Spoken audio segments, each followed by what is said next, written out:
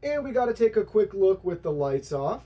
Beautiful halo fans here, giving us that great glow. Hey everyone, Digital David here. Today in this video, I'm going to be checking out the Coolermaster. This is the Masterbox TD500 Mesh V2. I did receive this case directly from Coolermaster, but I want you to know that any opinion expressed in this video is strictly my own. That being said, if you're interested in this product or you want to find out more about it, the link to it will be in the video description. Take a look at the retail box and packaging. Everything looks great. You'll notice we have two color options, black or white. This is the white version here. Take a look at the side there. You'll see a nice graphic of its really unique and iconic polygonal mesh front panel design. I love how that looks. That's really the showcase and center point of this build, if you ask me. On the back, they walk you through a couple key features here, like that polygonal mesh front panel. This does come with triple ARGB fans, which is fantastic. And we have our upgraded USB 3.2 Gen 2 Type-C support with this case. All of your dimensions and tech specs on this side for you to look at and dive into in more details. So now let's go ahead, let's open this up and see what's inside. Here are all the contents. First up, we have our product literature walking us through everything that's included. Then they have some setup and configuration options depending on your build. It'll vary depending on the parts and components you choose to use, but they walk you through a lot of different scenarios here. Same with the back side, that all continues on here. So very helpful, detailed, and thorough user guide and manual there. Next, you'll see our hardware kit here. Everything we need with screws, standoffs, little socket to Phillips head adapter, hard drive trays, zip ties, all of that right there for you. And then lastly, we have the case itself. Let's look at this in more detail. Looking at the top of the case, you'll see we have a magnetic removable dust cover and screen, revealing the nice inside with all the room for radiator mounting and installing our fans. You'll see our I/O here. We have two USB ports. We have our illuminated power button, audio jack, RGB controls, and USB Type-C. Moving right along to the front panel, you'll see our polygonal mesh design. I love this pattern so much. It looks really, really cool. Coolermaster's logo and branding right there down at the bottom. And you'll see we can reach down here with our hand to pop this cover off. Here's a look at the inside of that cover once we have it removed. You'll also see inside the front panel here with our 3 installed 120mm ARGB fans. Looking at the very bottom here, you'll see our 4 feet with a good inch or two of space to give us some ground clearance for some fresh airflow underneath. We also have a removable filter here for our power supply fan, a nice screen that we can easily slide in or out. Onto the back side here, you'll see our exhaust fan slot, motherboard I/O. We have some additional venting here. There is no vertical GPU mount. Plenty of expansion slots and our power supply spot down at the bottom. The back consists of a solid white panel here with 2 screws and this handle to pull to remove. In the back, you'll see we have plenty of room for cable management and routing here, additional 2.5-inch SSD storage options, 2 3.5-inch hard drive bays, plenty of room for our power supply down here. You'll see all of our tie-off slots, 3 nice gray matching grommets. We also have our included RGB LED hub with additional fan hookups as well. So out of the box, we have 1 fan slot left, fan 2, and we have LED 5 and LED 2 available. That's currently connected to our reset switch to route to control everything right from the front panel. And last but not least, we're looking at the front tempered glass side panel. Looks really nice with our gray border accenting that white that matches the front panel and our 3 grommets inside. 1 screw up at the top to remove the panel, then it pops right out and you'll see plenty of room on the inside to build our computer. A lot of room for your GPU. We have our motherboard layouts here, whether it's ATX, micro ATX, or mini ITX. Nice mounts on the side as well too. If you want to do maybe a pump mount, you get the idea. Got a lot of flexibility here. We have some room for routing cables down here if needed. You also see we have some ventilation here for our power supply. And we have a pop-out cover for the shroud right here in case our power supply has a screen or anything we want to display. You can remove that. All right, now our PC has successfully been built. Take a look at how good everything looks. You'll see the beautiful triple fan array on the front with our polygonal mesh shining right through Looks so good. And then you'll see with our tempered glass remove the inside of the build right here. So we did a pretty simple build. We kept the 3 fans there. We got a dual tower cooler here, and I chose to not add any additional exhaust fans since we have 2 fans forcing that cool air through here. We'll just let it kind of passively exhaust out the back and the top right there. But everything looks great. Now let's look at this up close. Zooming on in for our close-up. The cooler's really going to be the focal point of this build. It really complements our case. Looks so nice with the white and gray color scheme that we have going on here. You'll notice plenty of room for cable management, right? Route everything exactly how you want it. Plenty of ventilation down here for our power supply unit. Good airflow for our GPU.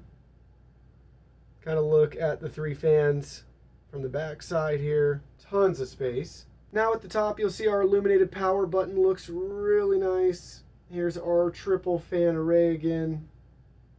Looks so good with that mesh on the front. And we got to take a quick look with the lights off. Beautiful halo fans here.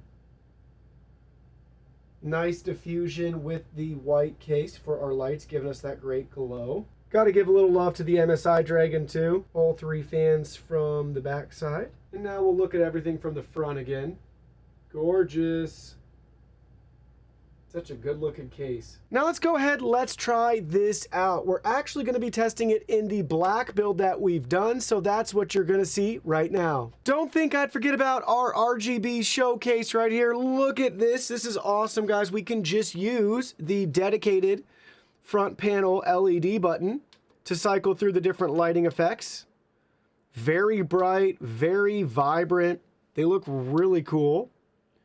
Love all the different RGB rainbow ones. Those are always my favorite to see all the colors. But nice lighting effects here. A lot of color changes. Pick and choose right here at your fingertips. No additional software needed. Which color you like or prefer. They have some great options for you. Right here, you can just cycle through all of them, pushing that button on the front panel. And for us, no software needed to get all of them to work together. Since we're using coolermaster fans, everything's in unison there, which I'm really, really happy with. All right, now it's time for my favorite test. We're going to be using the smoke machine to give you a nice visual indicator of the airflow of this case with how we have it configured. Obviously, it'll vary depending on your setup, but basically we'll take the smoke, it'll come in through our 3 air intake fans, and you'll see it exhaust out the back here, and some of it will naturally rise up as well too with the warm air. All right, a lot of smoke in there. You'll notice too, some of it's exhausting out the bottom too with our power supply fan. How sweet is that though? So cool. It's way too fun. But again, most of that air, cool air is being brought in, hitting that middle fan through our CPU cooler, and then coming out that rear exhaust fan. Maybe you can see too, if we just put a little bit of smoke out here, the airflow of the fans actually pulling in that cool air. So obviously I'm not injecting it into the computer directly, but you'll see we still have a lot of smoke exhausting out the backside because it's pulling the nearby air into the case and exhausting it. Again, you'd expect that, that's very commonplace, but it's just cool to see it actually visualized with smoke. Now let's talk about our case performance in regards to temps. We have everything idle right now with our PC. It's booted up. Both panels are on. You'll see our CPU current average temperature is 35 degrees Celsius at idle. We have a nice breakout too for all the parts and components of the motherboard that it's measuring. That's ranging anywhere between, looks like around 32 degrees Celsius up to 51 degrees Celsius for our averages. Further down, our M.2 drive, 34 degrees Celsius, and you'll see our GPU at idle is about 36 degrees Celsius. Now we're going to stress this out under a full load to see how warm everything gets. All right, so both the CPU and the GPU are being stressed right now with Cinebench and Furmark running at the same time. You'll see our temp results here. We did peak at 100 degrees Celsius for our CPU, so we were hitting the thermal throttling. Technically right now we're below that, but you'll see our package and core max scores are at that 100 degrees Celsius mark. That's not going to be so much a knock against the case as it would be the cooler paired with our 13600. But again, we're maxing it out at 100% utilization. So, you know, take it for what it is. It's about what you would expect, at least from what I've seen typically. Everything else looks good though. Maybe we moved a notch up for the M.2 drive. Obviously our GPU's up to about 67 degrees Celsius, but again, well within range for max load. That's a 3060 with dual fans, so I think that's running great if you ask me. So we're building up a lot of heat in the case, but it's doing a good job. I wouldn't say it's holding us back or causing any sort of thermal issues or concerns. So after building in the Cooler Master TD500 Mesh V2, let me share with you my final thoughts. I've had the privilege of using both the regular V1 original, whatever you want to call it, and now the V2, and I like the V2 a lot better. It's definitely the way to go. The improved I/O panel on the front is a welcome addition with the USB Type-C. Reconfiguring our audio jack as well as the reset switch into our LED control for the built-in controller is a nice touch. This is a great case to build in. I think it's the perfect size. I like the aesthetics on the front. We also get the 3 included ARGB fans. It's really a nice, spacious case. And I like that we have some of those customization features like removing the power supply shroud, or if we want to take the hard drive trays out, we can do all that. With this particular case, I think the same thing stands with the previous model. I really wish they included that 4th fan, that we would have an included exhaust fan. That should definitely be something that comes with this by default. Now that might increase the price point a little bit, but chances are you'll be buying one yourself anyways. But again, for me, it'd be nice, since they already gave us 3 fans, give us that 4th fan installed for exhaust out the back. That way, maybe if you're like me, you're using a tower cooler or something like that, you might not need any additional upgrades or any other components. But it's a nice solid case, available in black or white, and it does a great job. So just pick and choose depending on the color, and obviously get the case if you like the aesthetic, and if you don't, there's plenty of other options out there.